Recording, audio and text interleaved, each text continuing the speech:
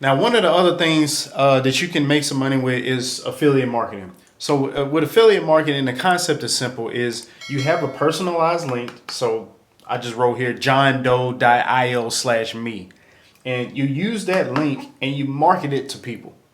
And then when people buy what they click on, you get a commission. It's as simple as that.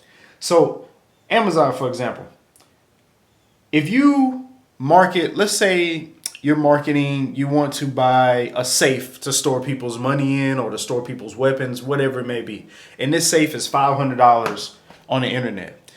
You market that, you make a YouTube video like I'm making now, and you'll post in the link below, and you'll say, hey, if you want to try out this safe to see if it works for you and your family, and you can store stuff in here, it's a very good price. Go ahead, check out my link below in the description, and then those people go click that link.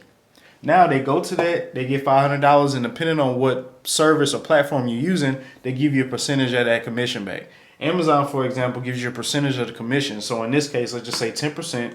You make $50 off of something somebody else bought. And you got people who's making $20, $30, $40,000 a month off of this because they built social media platforms so much and they built the following so much that they can really post links all day and people will go by. And what's crazy with Amazon is that the tracking link will follow them for like 24 to 48 hours. And then you'll be able to buy stuff. I probably have a couple $100 sitting in my Amazon account from affiliate links. I think the biggest commission I've had was somebody bought one of those Dyson fans with like the little oval looking fans. That's like $350. Somebody bought that and some socks or something. And I had like a $40, $50 commission from it.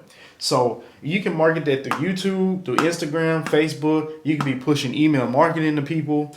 Anything. You can do anything to get somebody to click a link and they make money off that commission.